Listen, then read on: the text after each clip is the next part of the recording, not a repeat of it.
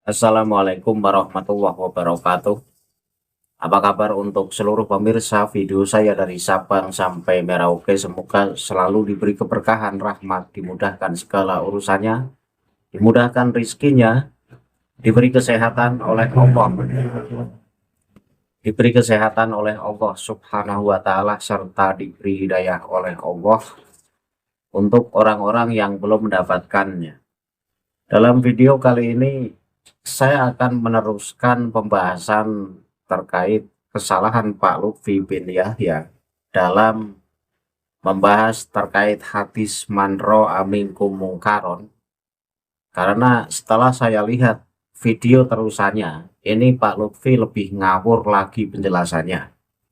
Jika dalam video kemarin ini saya mengkritisi soal kesalahan bacaannya, maka kali ini saya akan mengkritisi secara tafsir dari hadis man ra'a minkum mungkaron dan juga hadis utlubul ilma walau bisin. Di sini saya sangat heran karena Pak Lutfi menjelaskan secara ngawur. Pak Lutfi menjelaskan seenaknya sendiri, bahkan memakai metode cocok logi yang tidak berdasar sama sekali. Nah, karena dari kengawuran Pak Lutfi bin Yahya ini, maka saya sambung penjelasan dari video yang kemarin sudah saya upload. Namun sebelum masuk pada pembahasan, untuk seluruh penonton dari manapun semua yang belum subscribe channel saya, bisa tekan tombol subscribe, kemudian like, serta share video ini ke teman-teman semua agar yang belum tahu menjadi tahu. Yakinlah bahwa munculnya channel ini semata-mata untuk mengedukasi kepada seluruh umat muslim di Indonesia agar tidak terjerat oleh doktrin-doktrin sesat yang dilancarkan oleh golongan yang mengaku sebagai keturunan Rasulullah.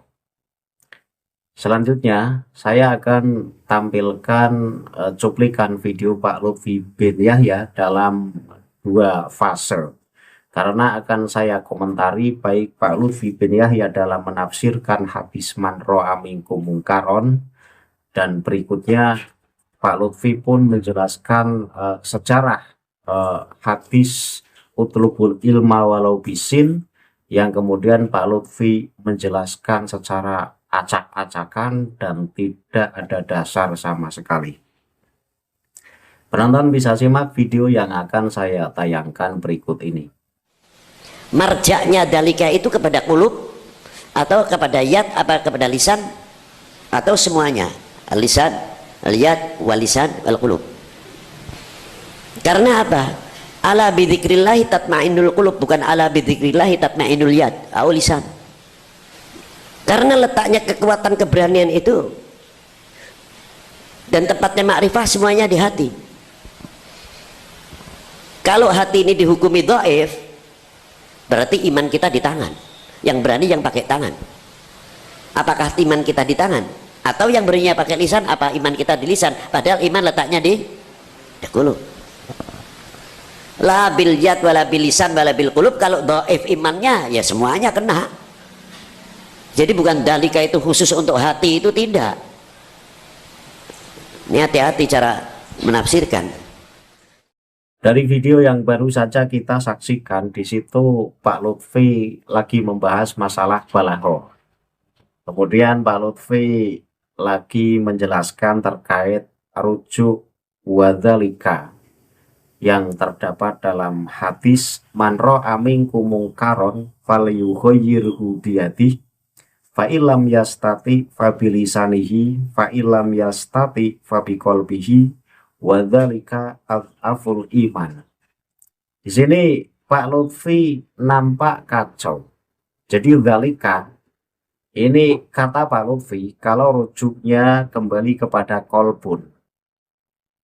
Masa iya sih kolbun hati itu dianggap sebagai tingkat terendahnya iman? Ini Pak Lutfi tidak terima. Apakah dengan kolbun itu tingkat iman yang paling rendah? Apakah dengan yad itu tingkat iman yang tertinggi, kata Pak Lutfi? Jadi rujuknya dzalika, kata Pak Lutfi, tidak hanya kepada kolbun saja, tetapi kepada lisan dan juga kepada yad. Ini penjelasan yang ngawur-ngawuran karena Pak Lutfi ini tidak memahami konteks hadis ini. Jika kita mau menilik artinya, saya artikan secara detail. Man ra'a minkum mungkaron falyughayyirhu biyadihi. Ini artinya, barang siapa di antara kalian melihat kemungkaran, maka hendaklah ia mengubahnya dengan tangannya, atau lebih tepatnya dengan kekuasaannya. Jadi untuk yang pertama ini lebih cocok diterapkan kepada para penguasa, karena para penguasalah yang memiliki kekuasaan, sehingga akan lebih mudah untuk mengubah kemungkaran menjadi sebuah kebaikan. Ini cocoknya untuk penguasa. Kemudian fa'ilam yastati fabilisanihi. Kalau memang tidak mampu merubah kemungkaran dengan kemampuannya atau dengan kekuasaannya, maka rubahlah kemungkaran itu dengan lisannya, yaitu dengan menasehati. Kemudian fa'ilam yastati fabiqolbihi. Kalau memang dengan kekuasaannya tidak mampu, kemudian dengan lisannya juga tidak mampu, maka yang terakhir adalah rubahlah kemungkaran itu dengan hatinya. Ini maknanya sudah sangat jelas. Lah kemudian disambung wadzalika aful iman. Lah yang demikian itu adalah tingkat terendahnya iman. Maka rujuknya dzalika ini kita bisa mengira-ngira mukhayyirul mungkari bil qalbi. Jadi dzalika ini bisa kita buatkan rujuk, yaitu mukhayyirul mungkari bil qalbi. Jadi rujuknya mukhayyirul mungkari bil qalbi, yaitu orang yang merubah kemungkaran dengan hatinya. Lah orang yang merubah kemungkaran dengan hatinya, tidak mampu dengan lisannya atau tidak mampu dengan kekuasaannya, maka rubahlah dengan hatinya. Lah yang demikian itu adalah tingkat terendahnya iman. Lah kalau Pak Lutfi kemudian protes bahwa dzalika rujuknya tidak hanya kepada kolbun, tetapi rujuknya kepada kolbun, kepada lisan, dan kepada yad, ini penafsiran yang ngawur-ngawuran. Jadi sangat saya sayangkan ketika orang yang punya muhibbin jutaan dan dianggap sebagai ulama level dunia untuk mengartikan hadis man ra'a minkum mungkaron saja ngawur-ngawuran. Sekali lagi bahwa wadzalika ini kembalinya dengan mengira-ngira kalimat mukhayyirul mungkari bil qalbi, yaitu orang yang merubah kemungkaran dengan hatinya. Lah yang demikian itu adalah tingkat terendah keimanan. Lah Pak Lutfi ini mempertanyakan apakah kata dzalika itu merujuk ke hati saja atau semuanya. Kemudian Pak Lutfi mengutip ayat ala bidzikrillahi tatmainnul qulub untuk menegaskan bahwa kekuatan itu adanya di hati. Jadi Pak Lutfi tidak terima ketika hati itu dianggap sebagai tingkat terendahnya iman. Jadi surat ala bidzikrillahi tatmainnul qulub ini adalah surat Ar-Ra'd ayat 28. Jadi ayat lengkapnya sebagai berikut. Alladzina amanu wa tatmainnu qulubuhum bidzikrillah ala bidzikrillahi tatmainnul qulub, yang artinya yaitu orang-orang yang beriman dan hati mereka menjadi tentram dengan mengingat Allah. Ingatlah, hanya dengan mengingat Allah lah hati menjadi tenang. Kengawuran Pak Lutfi bin Yahya bahwa antara hadis man ra'a minkum mungkaron kemudian disambung dan dikuatkan dengan ayat Al-Quran ala bidzikrillahi tatmainnul qulub, ya ini offset, tidak nyambung sama sekali. Jadi Pak Lutfi ini mencampur adukan derajat tindakan dengan sumber kekuatan. Alasannya, dalam hadis tersebut pembagian niat atau kekuasaan, lisan atau ucapan, dan qulub atau hati adalah tingkatan aksi atau seleksi kemampuan, bukan soal di mana letak imannya. Jadi dalam hadis man ra'a minkum mungkaron ini lagi menjelaskan tentang aksi, tentang action, atau tentang tindakan, di mana seseorang yang hanya mampu merubah kemungkaran atau protes dengan adanya kemungkaran, dan ia hanya mampu protes dalam hatinya, itu disebut orang yang level keimanannya rendah.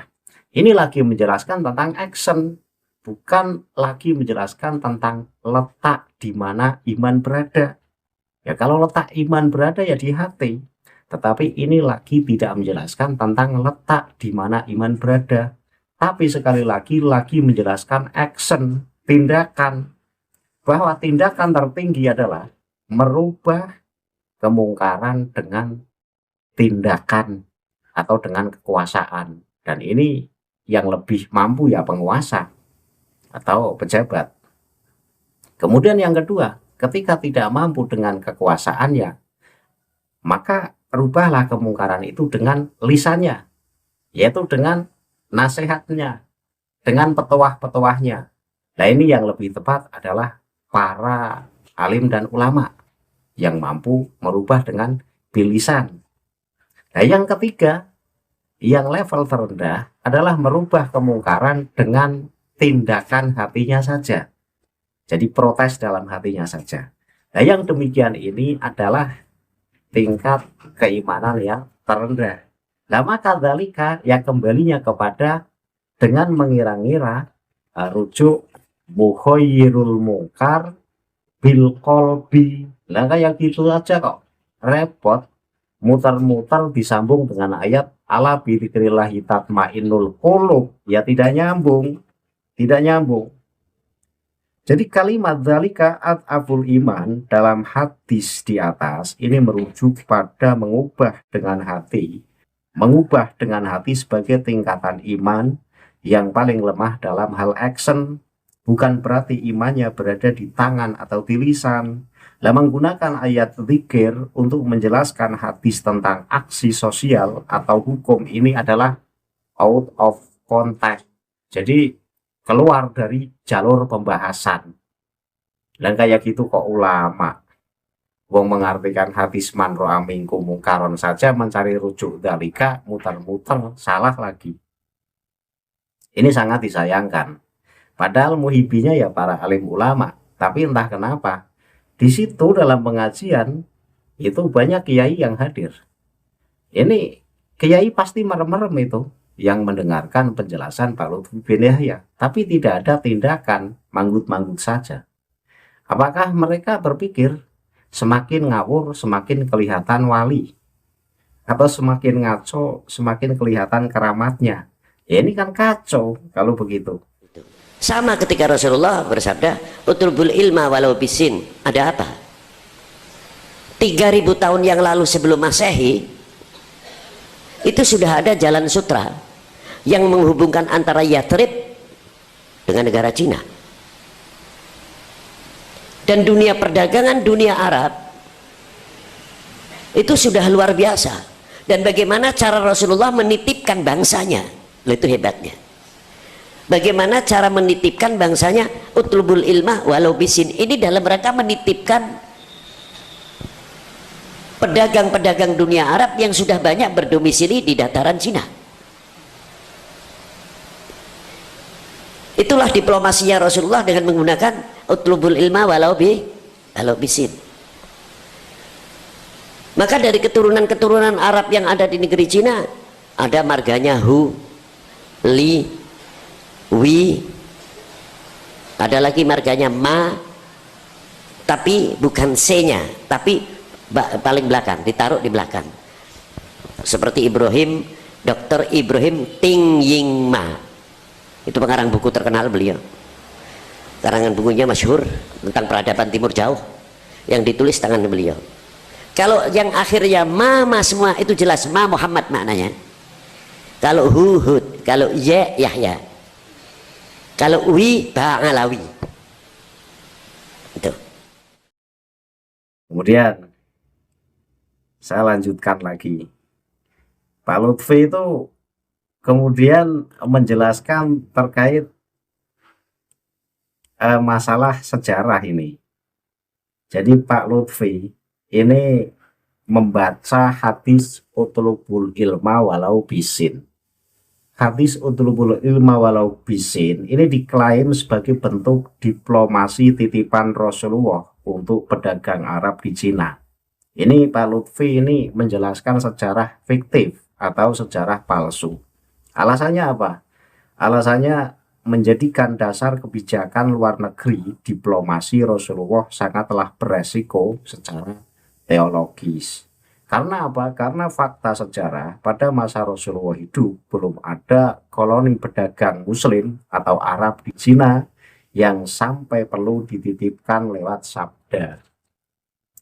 Lah makna yang sebenarnya hadis utlubul ilma walau bisin, walaupun sebagian ulama hadis menganggap bahwa itu bukan hadis, ya ada yang mengatakan itu hadis dhaif atau yang mengatakan hadis maudhu atau hadis palsu, ya ada. Tetapi sudahlah kita anggap itu hadis. Bahwa utlubul ilma walau bisin, kenapa di situ memakai kata bisin, memakai Cina? Tuntutlah ilmu walau sampai ke negeri Cina. Ini bukan berarti melulu soal Cina. Cina di situ sebagai simbol bahwa kalau untuk menjangkau Cina dari daratan Arab sampai ke negeri Cina, ini membutuhkan perjalanan yang begitu panjang dan sulit. Nah ini sebagai simbol bahwa carilah ilmu, walaupun keberadaan ilmu itu letaknya sangat jauh dan juga sangat sulit untuk dijangkau. Bukan berarti harus Cina loh. Cina itu hanya sebagai simbol saja untuk menunjukkan bahwa meskipun ilmu itu berada di tempat yang sangat sulit dan jauh, ya tetaplah cari. Maksudnya begitu. Kok kemudian Pak Lutfi menjelaskan terkait sejarah masalah Rasulullah menitipkan orang-orang Arab di Cina ini nggak nyambung sama sekali. Itu ngabur-ngaburan itu.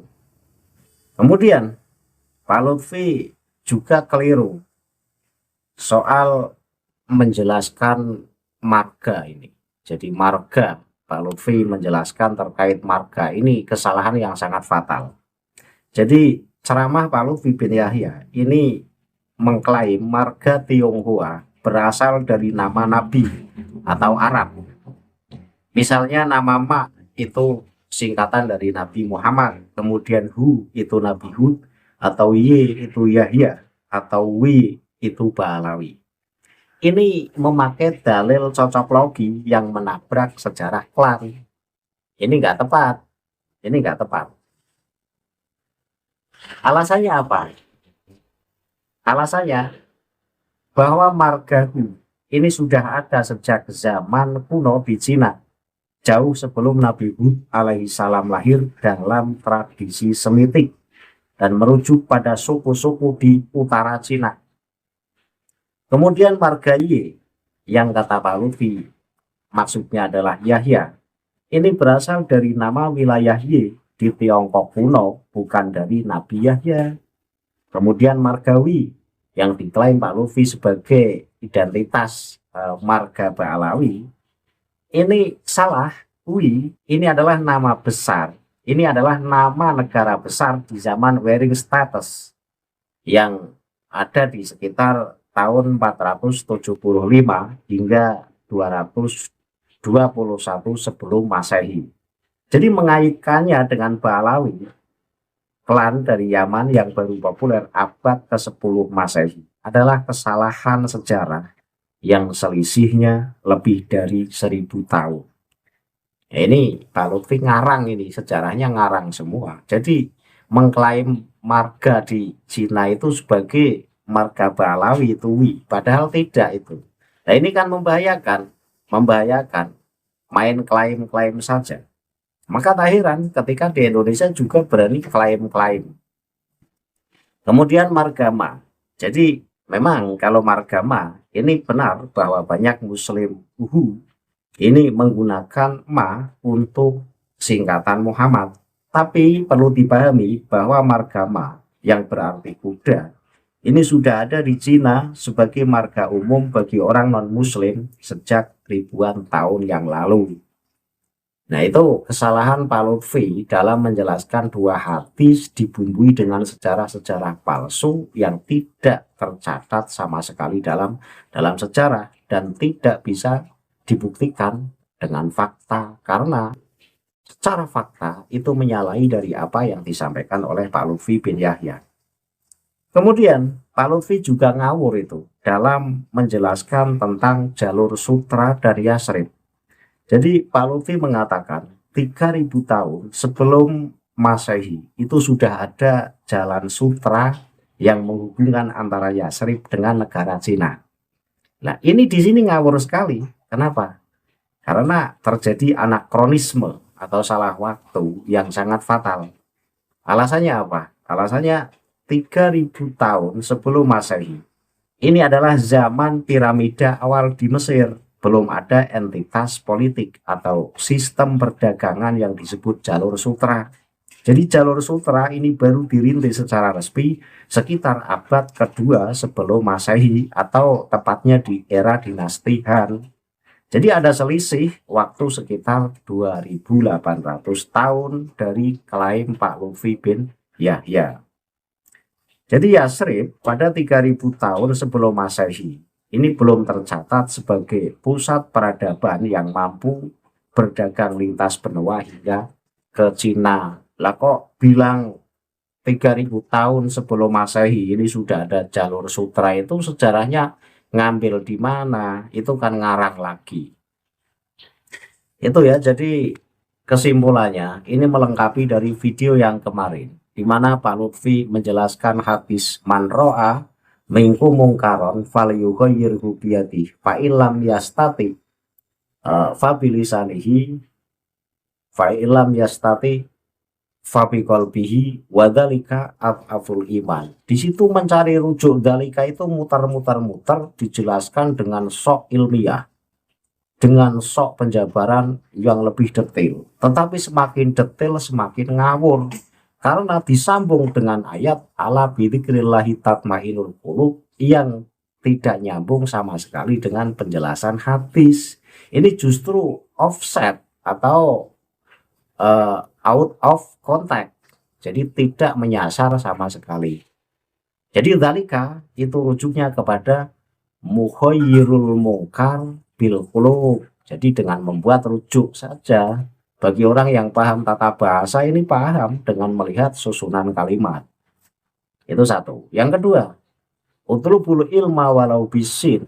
Di situ Pak Lutfi menjelaskan juga sangat ngawur.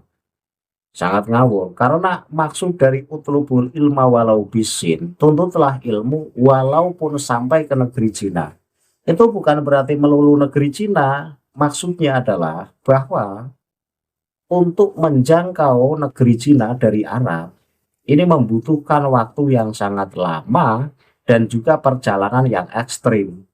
Nah, yang bisa diambil dari hadis ini adalah maksudnya bahwa tuntutlah ilmu walaupun keberadaan ilmu itu berada di tempat yang sangat jauh dan sangat sulit.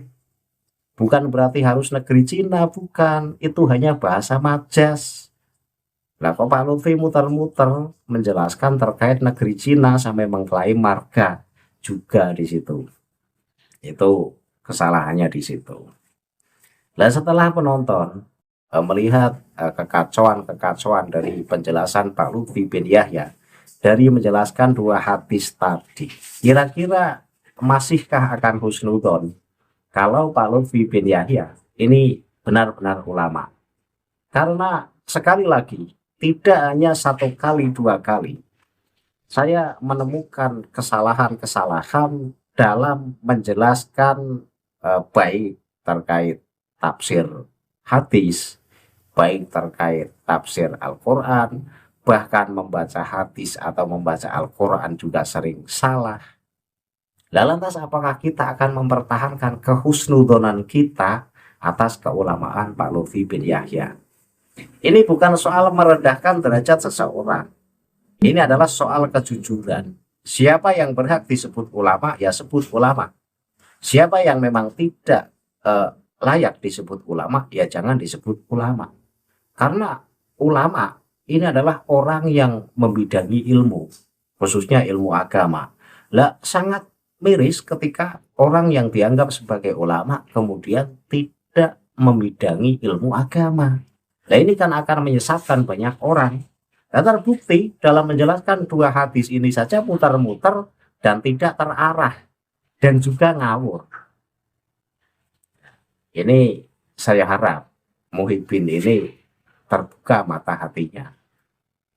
Atau Muhyiddin akan menganggap semakin ngawur penjelasannya, semakin level walinya semakin tinggi. Atau semakin ngaco penjelasannya akan dianggap semakin keramatnya tinggi. Ya sudah, kalau memang akan berpemahaman semacam itu ya silahkan dipertahankan. Berarti semakin Pak Lutfi bin Yahya ngawur dalam menjelaskan, berarti semakin kelihatan walinya. Semakin Pak Lutfi bin Yahya ngaco dalam menjelaskan, semakin kelihatan keramatnya.